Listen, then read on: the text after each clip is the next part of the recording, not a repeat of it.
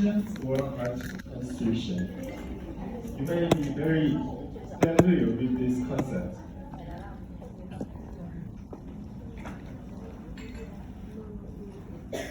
So there are various reasons for transverse discrepancy.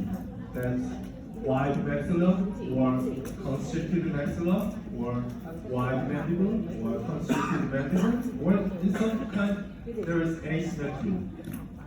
Also, sexual discrepancy can make transverse discrepancy too. You know that in class 3 maxilla is relatively narrow than the mandible.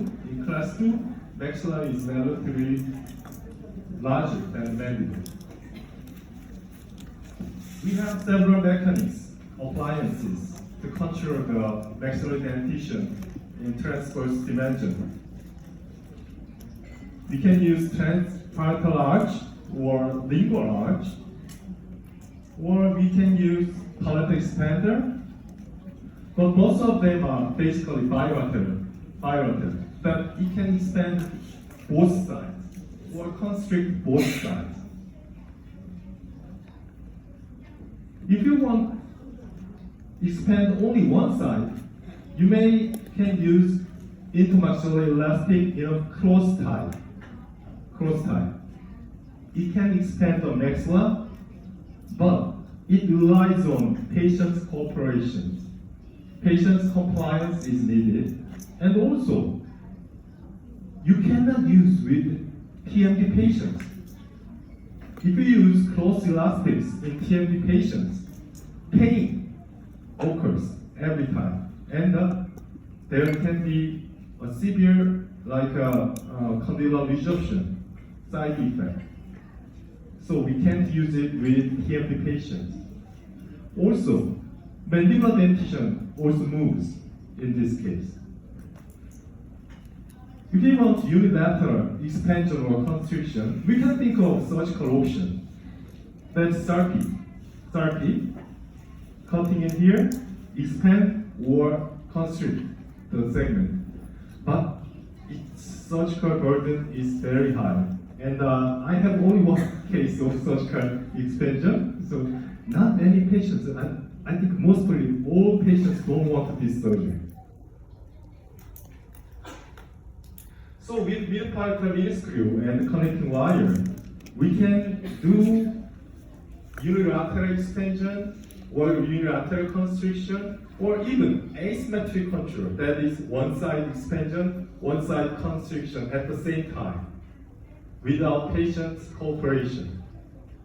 And also we can use it with TMD patients. It does not aggravate TMD symptoms. So we have two designs for that. One is TPA type. It's a kind of TPA, looking like TPA. And the other one is lingual arch type. It looks like, actually looks like horseshoe, but I call it lingual arch type.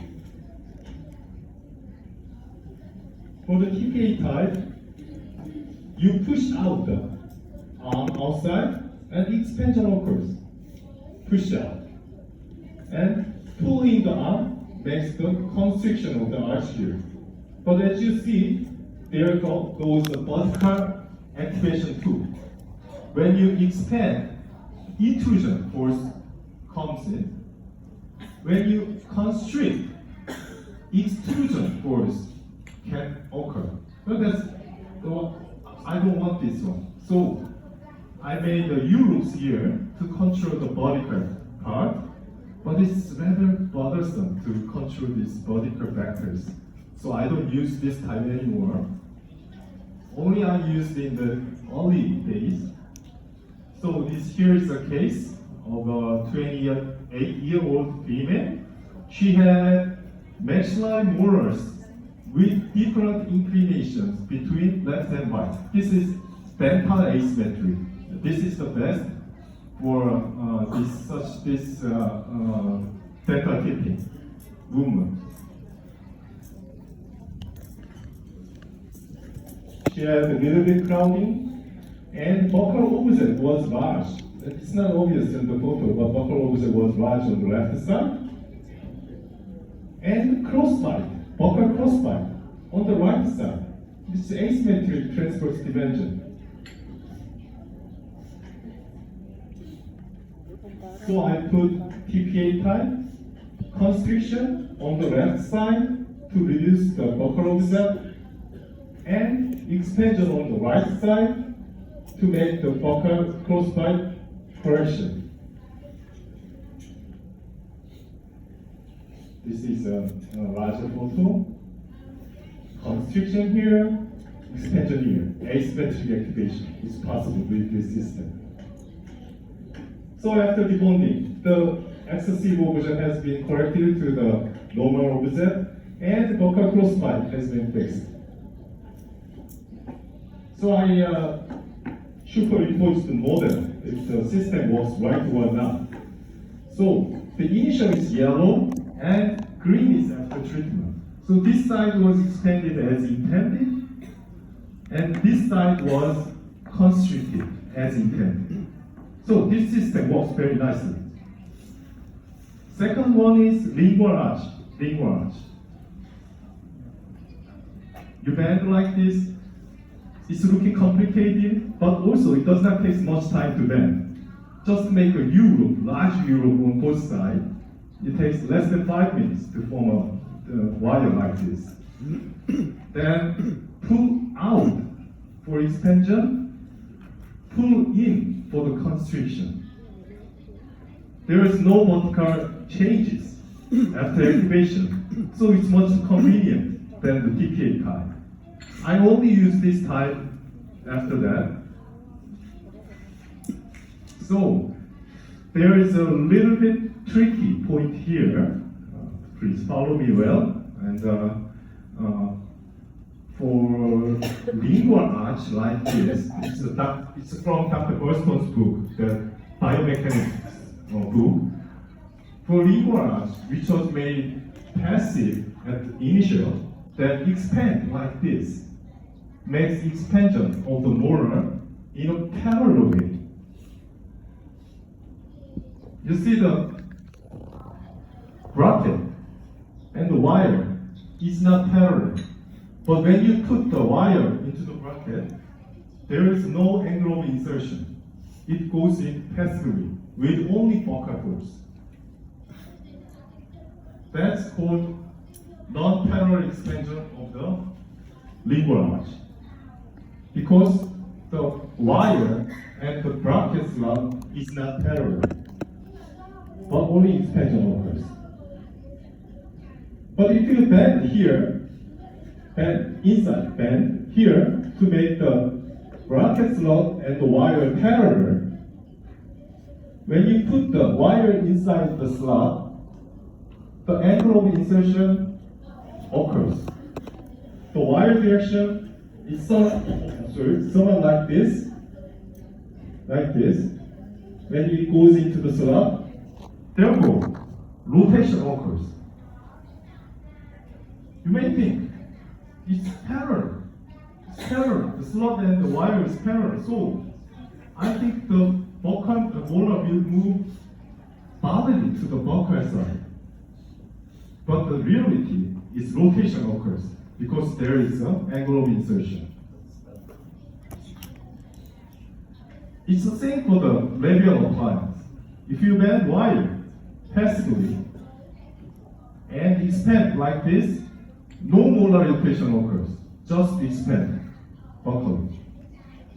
But if you keep bend here, the bracket and wire is parallel, and it looks like it's gonna move buccally bodily, but actually it's not.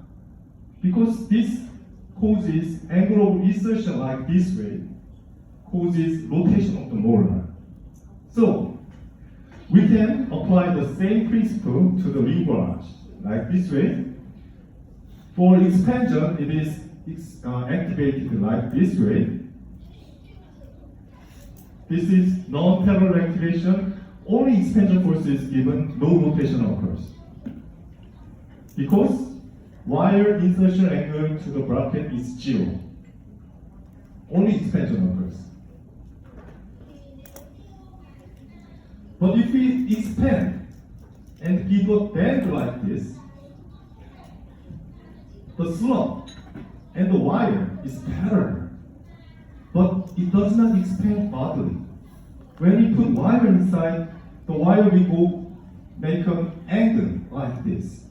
This causes rotation of the molar. So the molar will rotate this way, measure out rotation, measure out rotation. If we have fixed appliance on the bucket side, this rotation will make premolars and canines expand same. Like actually expand more. Like this way, this is an arch wire, and when the molar rotates like this, the arch wire will expand. So you give this activation when you need premolars and canines to be expanded too. Not only the molar, but premolar and canine wants to be expanded, you give a band there. Constriction is the same. This is constriction activation. This is non-parallel activation. And when you give a band here, it's a parallel activation that causes distal distal out rotation of the molar. This causes constriction of the premolar and canine tooth.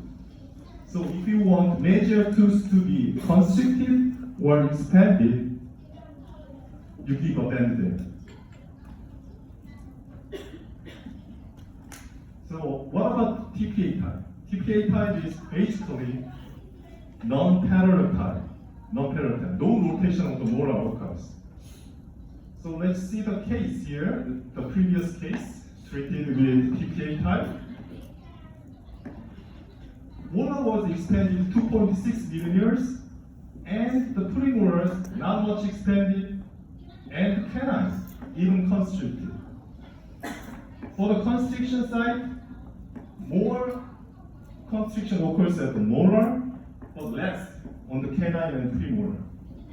So, if you want molar to be more buccally expanded or lingually constricted, do not give band, just expand or constrict.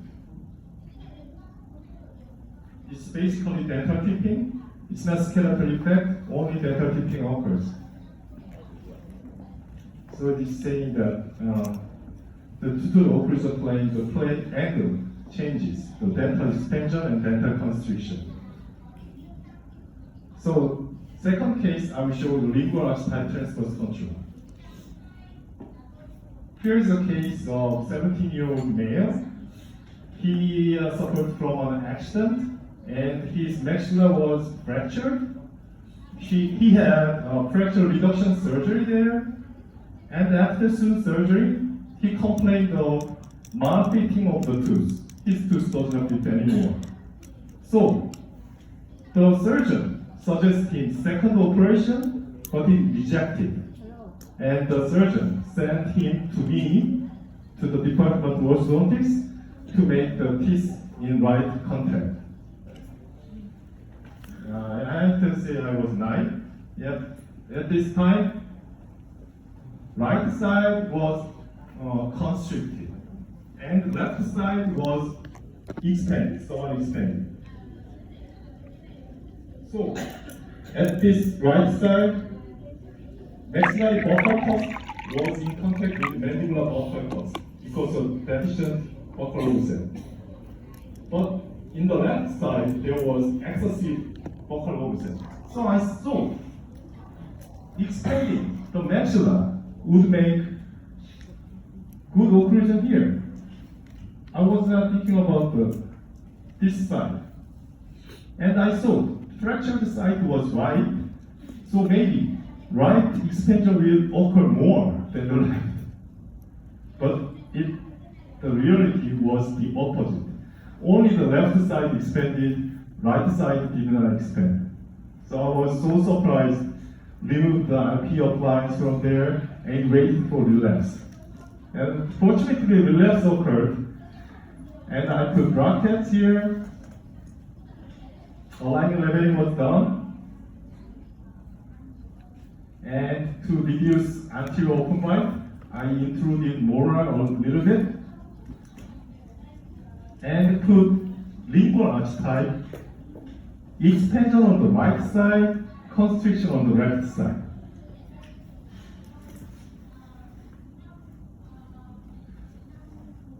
Because I also wanted the premolar and canine to be expanded and premolar and canine to be constricted on the left side, so I gave parallel activation, gave a band there to make molar rotate. So this is after several months. Now the buccal offset is positive on the right side. On the left side, buccal offset reduced. It looks like interdigitation is better here, but actually the lingual cusp is well positioned in the lingual groove of the mandibular molar central fossa, nicely in here. So in sense of functional occlusion, I think this side is better. And debonded.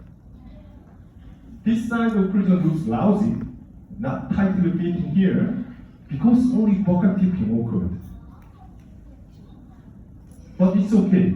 As I mentioned earlier, as long as the palatal cusp occurs with the mandibular central fossa, the patient feels no uncomfortable. It's okay.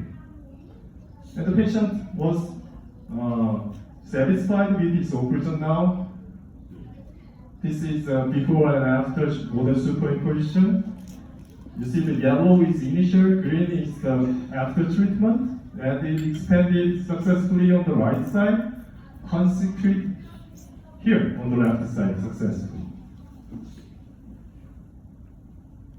So I measured the distance. The molar was 1.5 millimeters expanded, but the premolars and canine expanded more than that. The rotation worked, the parallel activation. And the constrict side, almost the same amount of constriction occurred until the canine. So molar rotation worked on the constriction side well too. So if you want premolar and canine to be expanded or constricted, you get bent there, parallel activation. Also, it was dental tipping. And on the PA cephalogram, you can see the molars were buccally tipped, and the left side was lingually tipped. Okay, 4 years later, maybe someone is curious that such kind of tipping movement is stable or not. This is after 4 years. Still the results are still good, confirming that this movement is a stable movement. Because I think because this palatal cusp of the first molar occurs well in the central fossa of the mandibular first molar. However, some anterior open bite occurred. I told him, you may need second treatment, but patient rejected it because he was satisfied with his occlusion now. Okay, case 3. This is the case I showed you in the open bite. This is after CR sprint. He has open bite. She has the open bite. And molar intrusion was started with the second maxillary molar first. After some bit intrusion occurred, the anterior open bite reduced, and the intrusion point changed to the first molar. At that point, as you see here, right side buccal offset was 0. The buccal cusp of the maxillary molar was occluding with the buccal cusp of the mandibular molar. However, in the left side, the buccal offset was excessive, large. So we have to control again. Constriction on the left side, expansion on the right side. So we put this lingual arch again. and it was changed and debonded. Now the OZ was created on the right side and OZ was reduced on the left side. Again, model superimposed the model. It was confirming that right side was expanded, left side was a little bit constricted. Model was measured again. Expansion side canal was expanded. Constriction side, even the canal was constricted. That's the parallel activation. So also it can be applied in unilateral. You can see the motor is in cross-pipe relation here. After applying the unilateral leverage, it was expanded. The occlusion is not good, but this kid was a growing child, and I expected the occlusion will get better with growth. And the model superimposition, as you see here, the force molar expanded in a large amount.